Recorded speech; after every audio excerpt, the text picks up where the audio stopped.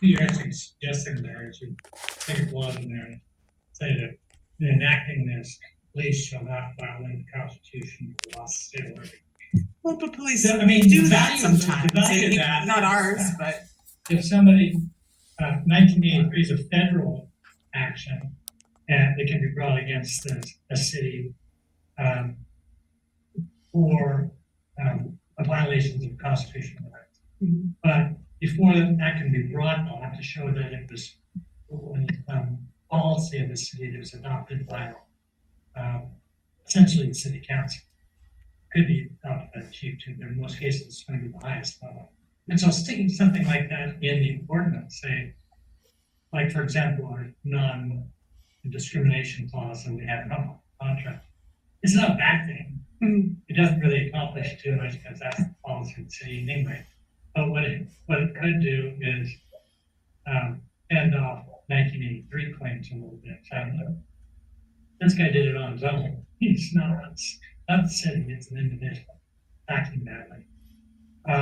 So I mean that could be a value of it, but other than that, it wouldn't really impact too much. One thing I wanted to mention was you saw the Ashland model. The city of Ashland has a similar model for a different model for exclusions. And essentially what their model says is that for somebody who has failed to appear for a municipal offense 3 times, the city attorney can request an exclusion order from the judge, and then the municipal judge then would issue essentially a citation for a failure to appear.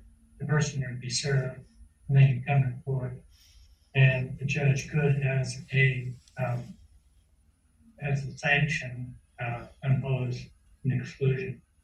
The reason why I thought that model might be better, or some of the one good thing about that, it takes the onus off the police department.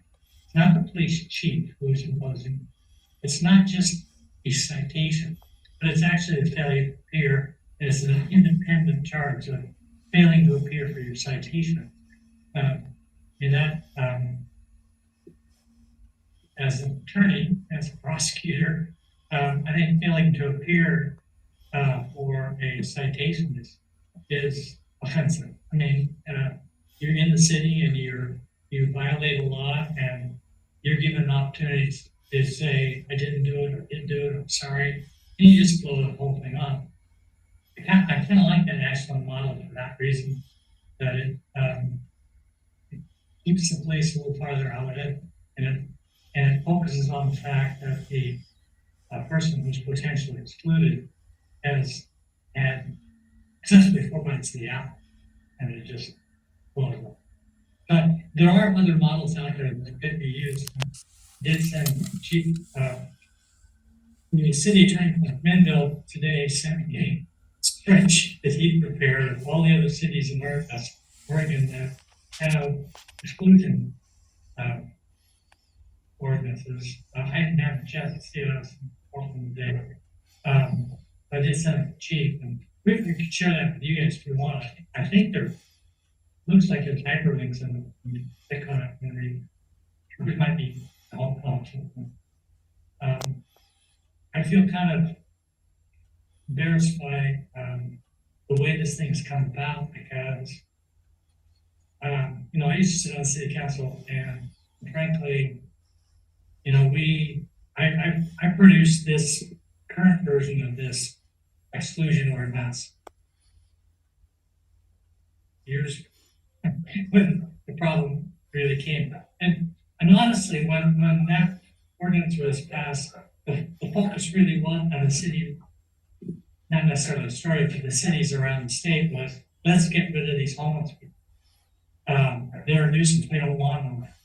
It's really not the focus anymore. The focus really now is let's set out the parameters for how they can live in the city and what they can and can't do. And I really do think that if the Astoria Police Department goes out of their way to be flexible with those parameters, and it's not we want to get rid of these people. It's we'd like those people to participate and follow our ordinances the way other people in the center have to follow our ordinances.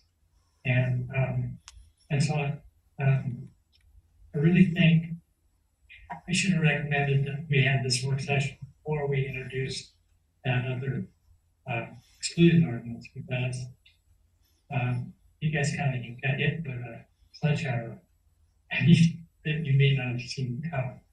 And that's, I kind of feel that's on me, because that's the kind of thing I'm supposed to try to thank you. So, I'm sorry.